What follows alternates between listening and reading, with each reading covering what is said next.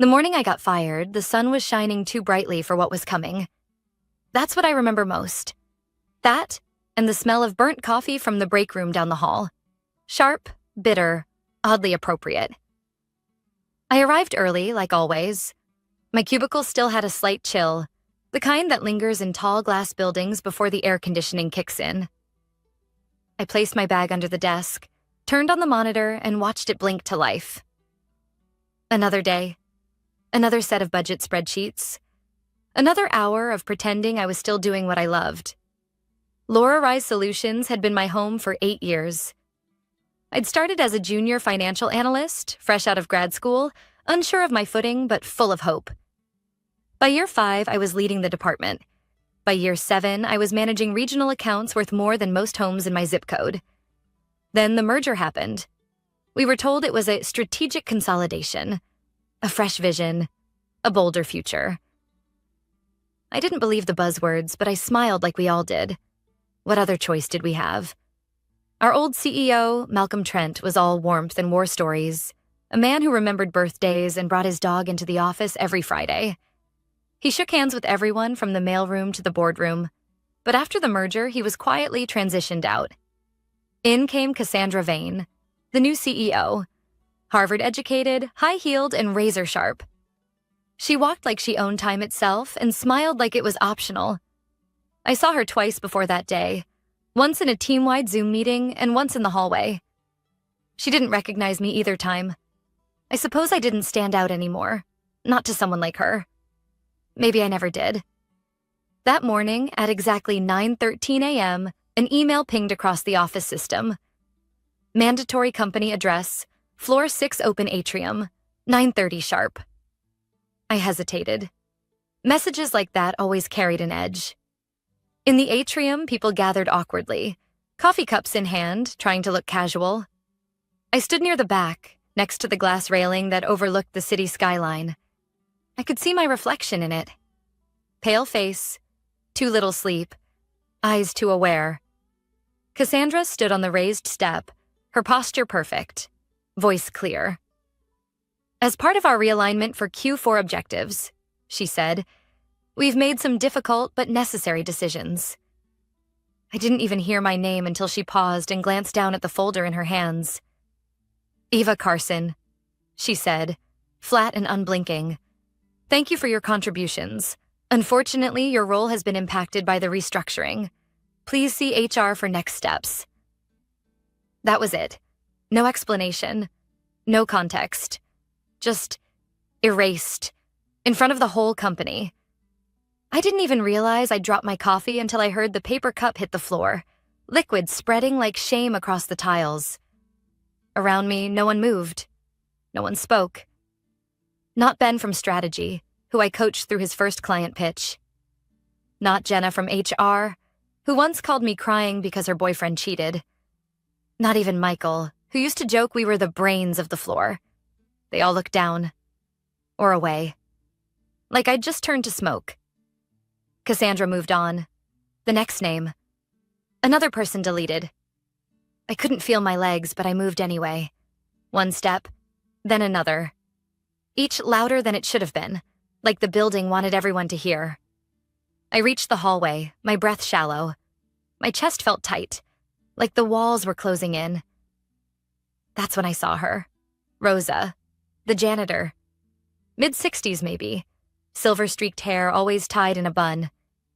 She was pushing her cart slowly, like time didn't apply to her. Rosa was the kind of person you didn't notice until you needed paper towels or the microwave was broken. But she always noticed everyone. She stopped right in front of me, didn't say hello, didn't ask what happened. She just reached into the side pocket of her uniform and pressed something into my palm. A small, cool object. A key.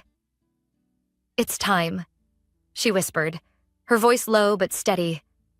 You've waited long enough. I looked at her, confused, but she only smiled, not with her lips, but with something in her eyes. And then she walked away. I stood there in that fluorescent-lit hallway, surrounded by silence and artificial air. My severance papers were still in my hand. My job was gone. My name had been spoken like a line item, and yet in my other hand, I held something else entirely. A key. I didn't know what door it opened, or why Rosa had it, but I knew this much. It wasn't just for a lock. It was a beginning, or maybe a return. Something old, something waiting. And for the first time in months, maybe years, I felt something like breath rise in my chest. Not hope, not yet, but the space where hope could live. I didn't go back to my desk. Maybe I should have. Maybe I should have packed up my things like they expected.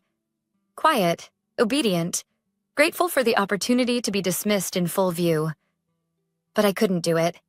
Not yet. Not while Cassandra was still talking like nothing had happened and the others were nodding along like we were all characters in someone else's story. Instead, I found myself walking. Down the stairwell, past floors that used to hum with energy, now cold and corporate.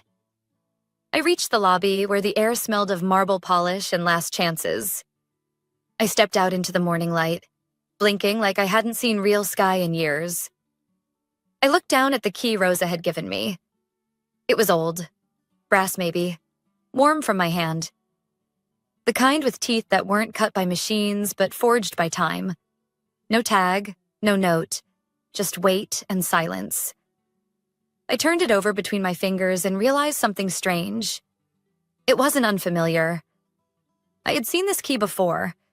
Not exactly this one, but something like it. Years ago, on a hook behind my grandmother's door. She used to call it her emergency key, though I never knew what door it belonged to. After she passed, her things had been divided, donated, or tossed. I never saw the key again, until now.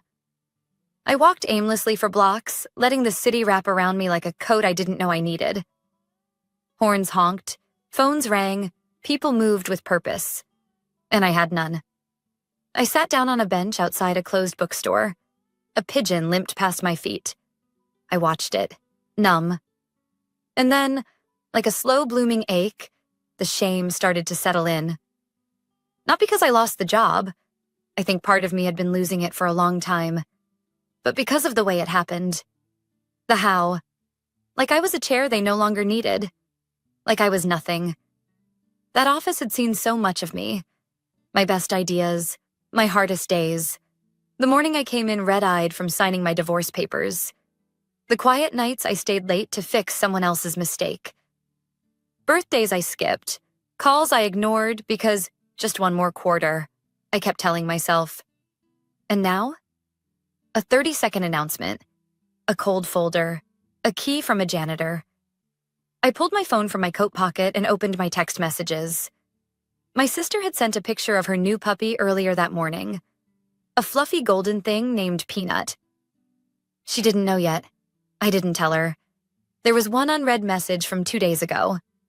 Rosa, are you still holding your breath, mija? I stared at it. Hadn't responded. Thought it was just one of her odd, poetic questions. Now, it felt like a thread being tugged. Like maybe she'd known something all along. I scrolled up, reading the other messages she'd sent me over the past few months. Always short. Always kind. Things like, try drinking ginger tea before sleep. It helps with the racing. Don't let them steal your color, Eva. I'd smiled at the time, but I hadn't listened. A cold wind blew and I clutched my coat tighter. Then the thought landed, heavy and insistent. What if the key wasn't to a place? What if it was to a moment? A decision? A shift? A version of me I'd forgotten. I stood and began walking again. My legs knew the direction before my mind did. Rosa lived above the laundromat on 6th and Fletcher. She'd mentioned it once during a staff luncheon I barely remembered. Something about broken stairs and the smell of soap in the walls. I didn't even know if she'd be home, but I went anyway. The laundromat bells jingled as I passed through, the scent of detergent and warmth wrapping around me like a memory. I climbed the stairs slowly, each one creaking like it wanted to be part of the story. At the top was a green-painted door with a cracked frame. I knocked. Once. Then again. It opened a few seconds later. Rosa stood there in a worn sweater and socks, holding a mug of something herbal. Her eyes didn't widen. She didn't ask why I was there. She just nodded once and stepped aside. I walked in. The apartment was small, cozy, filled with plants and light and shelves full of books that didn't match. On one wall was a painting, not framed, just pinned, of a woman sitting in a field of wild grass, her hair loose, her hands stained with dirt and sunlight. "She's you," Rosa said quietly. I turned to her, confused. "She doesn't know it yet," she continued, sipping her tea. "But she's you, the version that remembered how to live." I opened my palm and showed her the key. "Why did you give me this?" I asked. She smiled. "Because every lock that's ever mattered is on the inside," she said. "You just needed something to hold while you found the courage to open it." I stared at the brass shape in my hand. For the first time all day, I felt warm. Rosa didn't ask me to sit, but I did. Her apartment invited you to pause, like the kind of library where silence wasn't empty, just sacred. She returned with another mug and placed it in front of me. Chamomile, maybe. It smelled like warmth and something faintly floral. We didn't speak for a while, and strangely, I didn't feel rushed to fill the space. In the office, silence always meant tension, the kind that swelled right before someone was thrown under the bus. But here, silence felt like permission. "I always wondered how you kept going," I finally said, breaking the quiet. "How you could work in that place and still smile every morning." She looked up from her tea. "Because I don't work in that place. I clean it. That's different." I let the words settle. They weren't defensive, just true. She leaned forward slightly, folding her hands. "You stayed long after the place stopped seeing you," she said softly. "Long after it stopped feeding you." "I thought I was being responsible," I replied, staring into the steam rising from my mug. Safe, consistent. I had bills, and after the divorce, I didn't want to start over again. Rosa nodded like she knew that road too well. "But you didn't get safe," she said. "You got small." That stung, not because it was cruel, because it wasn't. "I used to paint," I admitted, surprising even myself with the confession. Before the job, before Ben, before everything got practical. Her face lit up like she'd just found the missing word in a crossword. "I know," she said, standing suddenly and walking toward the hallway. "Come." I followed her, mug still in hand. She led me through a narrow hallway lined with faded photographs and open books stacked on the floor like stepping stones. At the end of the hall was a wooden door, painted blue and chipped at the edges. She pulled it open and light poured in. It was a sunroom, but not the kind you see in catalogs. It was cluttered and imperfect, worn canvases leaning against the wall, dried-out paint jars lined up on a crooked shelf, brushes in a chipped vase. A small table sat in the center with a stool and an old radio perched beside it. "This is where I come to remember who I am," she said, walking to the window. "It's not big, it's not fancy, but it's mine." I stepped further inside. The air smelled of turpentine and lemon oil, and the light made everything glow in muted golds. On the far wall, there was a series of unfinished paintings, faces half-rendered. Colors paused mid-thought. "You paint?" I asked. She gave a small laugh. "Number Lorraine painted. My sister. I just kept her space the way she left it." "She was an artist?" Rosa nodded. "The best kind. The kind that didn't care who saw." She turned and looked at me with something gentle but heavy. "I think you're like her," she said. "But you've been living as if the only thing that mattered was being digestible." I blinked at that. Digestible. It was exactly the word. I'd spent years shaving down my edges to fit into cubicles and conference rooms, smiling when I wanted to scream, apologizing for existing too brightly. And now... What? "I don't know what to do next," I whispered, more to the room than to Rosa. She walked over, placed a hand on my shoulder. "That's because you're asking the wrong question," she said. "The question isn't what. It's who." The silence after that was thick, but this time I welcomed it. That evening, I didn't go home right away.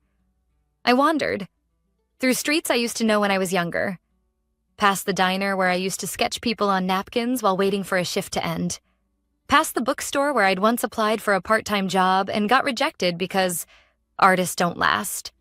Every corner felt like a breadcrumb, leading me somewhere I hadn't dared to go. When I finally reached my apartment, the sky had darkened. I took off my shoes at the door and sat at my kitchen table. The severance papers were still in my bag. I didn't take them out. Instead, I opened the drawer beside the fridge, the one I hadn't touched in years. At the very back, underneath an old takeout menu and expired coupons, was a sketchbook. It was bent, a little dusty, but still there. I ran my fingers across the cover like it was something sacred. Then I opened it. The first few pages were full of sketches, lines hesitant but alive. A woman at a bus stop, a crumpled jacket, someone's hands resting in their lap. And then blankness. Pages untouched. Years untouched. Until now. I didn't draw that night. I just sat with the book in my lap, like holding the memory of a friend I'd abandoned. But I knew I would. Soon. It happened 3 days later. I hadn't touched a pencil in almost 6 years. But that morning, I woke up before my alarm, made coffee, and cleared the corner of my kitchen table like I used to. It was instinct, muscle memory maybe, as if some part of me had been stretching quietly in the dark, waiting for space. The sketchbook sat open in front of me, its blank page like a dare. My hand trembled slightly as I picked up the pencil, a mechanical one, half empty with a cracked rubber grip. I stared at the page for a long time, unsure where to start. But eventually, my hand moved. Not with intention, not with confidence, just with need. I drew a line. It wasn't beautiful. It wasn't even straight. But it was real. And that one line opened something. Suddenly, I was sketching again. The chipped mug in my sink, the folds in the curtain, the curve of my own shoulder in the mirror. The drawings came in fits and starts, half-formed and imperfect, but with a quiet urgency that made me forget the fear. By noon, I'd filled 5 pages. I didn't post anything, didn't call anyone. I just kept going. That night, Rosa texted me. "Rosa, the door is still open if you want light." I didn't reply, but I knew where I'd be the next morning. Rosa gave me a key to Lorraine's sunroom. No speeches, no conditions. Just handed it to me in a brown envelope marked L. "Light needs a home," she said simply, "and this one's been waiting." From that day on, the sunroom became my ritual. Every morning, I left my apartment at 6:30 a.m. sharp. I'd grab a coffee from the same bodega on 9th, nod at the same sleepy cashier, and walk the 6 blocks to Rosa's building. The laundromat workers got used to seeing me. Some smiled, others just nodded, as if I was becoming a regular in a world I hadn't known existed. The sunroom was cold at first, but Rosa brought me an old heater and a space to store my things. A tin of pencils, a stack of mixed paper, a folding chair that creaked when I leaned too far back. I didn't care. It was perfect. The first week I just sketched. Nothing finished, nothing clean. My fingers were clumsy, my proportions off, my eyes slow to see. But I didn't stop. By the second week, the lines began to breathe.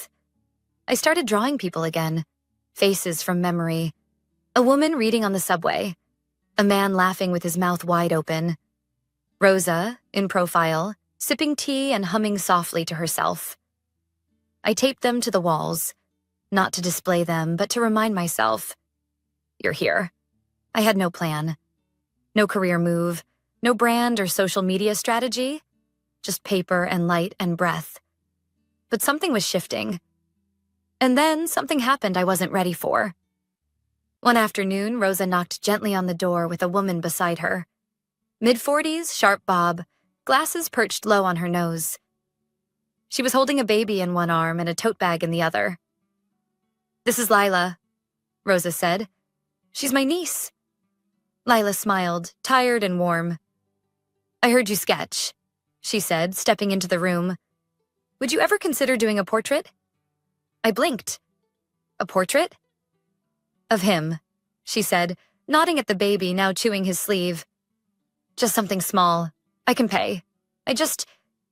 I want to remember this age before it disappears."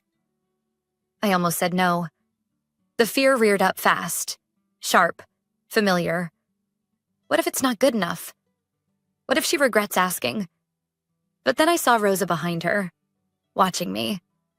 Not with expectation, just stillness. And I said yes.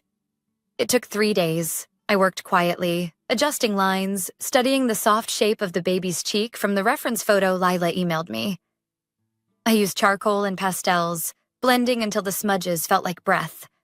When I handed it to her, she stared at it in silence. "Oh," she whispered, blinking fast. "It's him." She pressed a $50 bill into my hand and hugged me before leaving. That night, I cried. Not because of the money, but because I had created something that mattered. Something real. And the next morning, I returned to the sunroom and pinned that sketch beside the window. Not as a trophy, but as a beginning. Lila's portrait was the first thing I'd been paid for in almost a month. It wasn't much, not by corporate standards, just $50 folded into my palm. But it felt like oxygen. It wasn't about the money. It was about the exchange. Someone had seen value in my hands again. Word spread in small, surprising ways. Lila told her friend from a parenting group who messaged me for a sketch of her twins. A neighbor of Rosa's asked for a charcoal drawing of her late husband from an old photograph. A barista from the cafe downstairs stopped me in the laundromat to ask if I'd ever done mural work. By the end of the month, I had 4 small commissions and a voicemail from a local yoga studio looking for art for their lobby. I was stunned. For years, I had defined my worth by metrics and salary bands. Performance reviews, efficiency reports, titles and emails with "sent from my iPhone" tagged at the bottom like a badge of stress. But here I was, without any of that. Just a sketchbook, a folding chair, and people quietly saying, "Can you draw this for me?" Every time I accepted a request, I felt like I was slowly sewing myself back together. Not perfectly. The stitches were crooked, but they held. Rosa watched all of it with the calm patience of someone who had seen seasons turn before. She never hovered. She just brought tea, asked questions when the time was right, and sometimes left slips of paper with quotes or sketches drawn in her soft, looping hand. One morning, I found a small note tucked under my sketch pad. It read, "A quiet life can be a loud act of defiance. Lorraine." I carried that with me all day. That same afternoon, Rosa surprised me again. "There's something you need to see," she said, her eyes soft but insistent. She led me 2 floors down, past the laundromat's back exit and through an alley I'd never noticed before. At the end of it was a single metal door, rusted, dented, with chipped blue paint around the frame. She pulled out a second key from her coat pocket and handed it to me. "Go on," she said. I hesitated. "What is this?" She didn't answer, just nodded. I unlocked the door. It creaked as I pushed it open. What lay beyond stopped me cold. It was a wide open space, dusty and dim, but breathtaking. Exposed brick walls, high ceilings with beams crisscrossing like bones, and tall windows along the east side that let in a honey gold light even through the grime. There were boxes stacked against one wall, old furniture draped in white sheets, and shelves full of forgotten things. "It used to be Lorraine's," Rosa said quietly behind me. "Before the sunroom. Her first studio, I stepped inside slowly, reverently. The air was thick with old wood and forgotten color. I could almost hear music lingering in the dust. She wanted it to be more," Rosa continued. "A place for people like her. Artists who didn't have titles or degrees, just hands, just stories." She looked at me. "I think it's time." I swallowed hard. "Time for what?" Rosa smiled. Time for you to stop surviving and start building. At first, I protested. I don't have money for rent. I'm not ready. I don't even know if this is sustainable. She held up a hand. I'm not asking for rent. I'm offering space and faith. Lorraine would have done the same. I stood there in silence, the key still warm in my hand, the light catching particles in the air like floating echoes. That night, I didn't sleep. I sat on my couch, staring at a rough floor plan I'd scribbled in my notebook. Ideas poured in faster than fear could stop them. Community workshops, shared easels, beginner classes on weekends. Nothing fancy. Just access. Just light. I thought of all the women I used to work with. Brilliant, overworked, unseen. Who once mentioned they used to draw, or missed painting, or wished they had time. What if there was a place for them? A place for anyone who had forgotten what they loved before the world told them who to be? That idea held me through the night. At sunrise, I went back to the old studio, opened the door, and let the light in.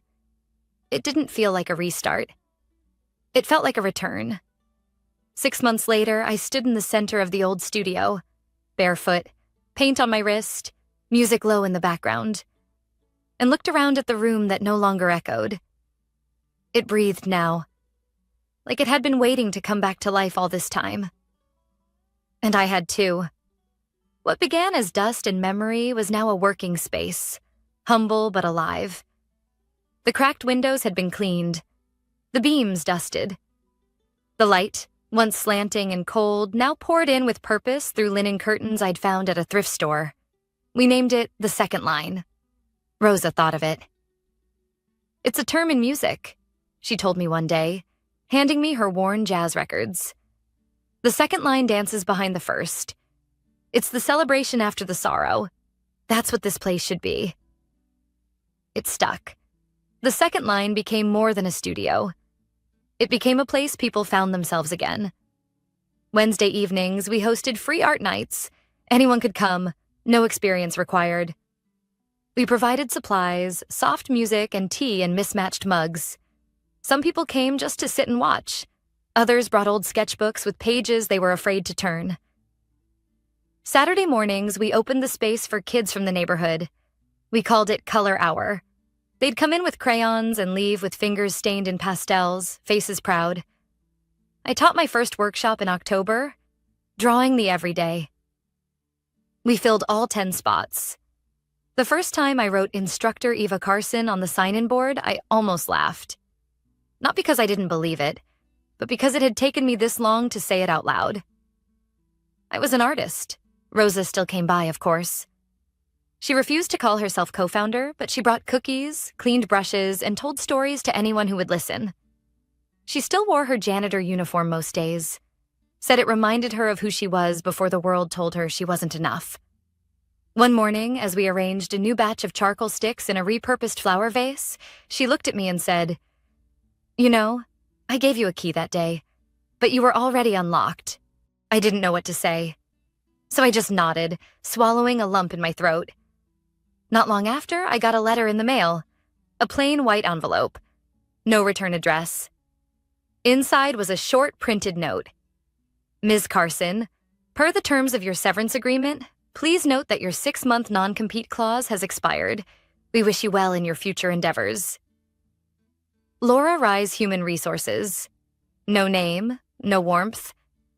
I folded it in half and tossed it into the recycling bin. No ceremony. Just closure. They never knew what I became. Maybe they never cared, but that didn't matter anymore.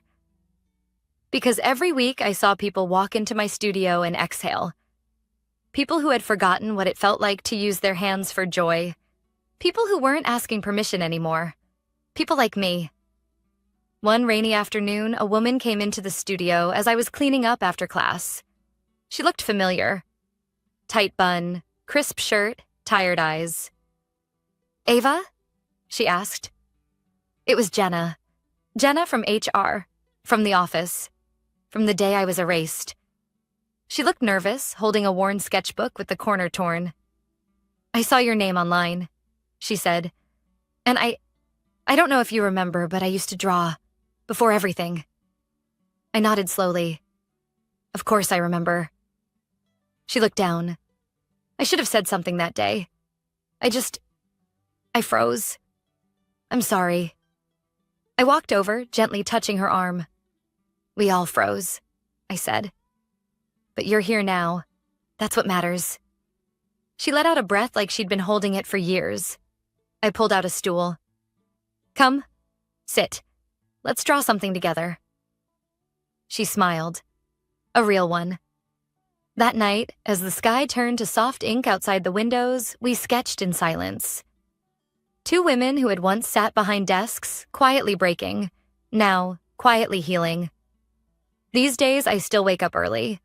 I make coffee the way Rosa taught me, with a pinch of cinnamon, and walk to the studio before the sun is fully awake. I sit by the window, sketch pad in my lap, and let my hands move without needing a reason. Sometimes I still hear Cassandra's voice in my head. The way she said, "Your role has been impacted." Like I was a spreadsheet she could delete. But her voice is quieter now. What's louder is the rustle of paper, the laughter of kids covered in ink, the sound of Jenna humming as she sketches a skyline from memory, and Rosa's words, "You were already unlocked." The world didn't give me a title. It handed me a severance letter. And Rosa? She handed me a key. One that led me not just to a door, but to a room full of forgotten light. And this time, when I walk in, it knows my name.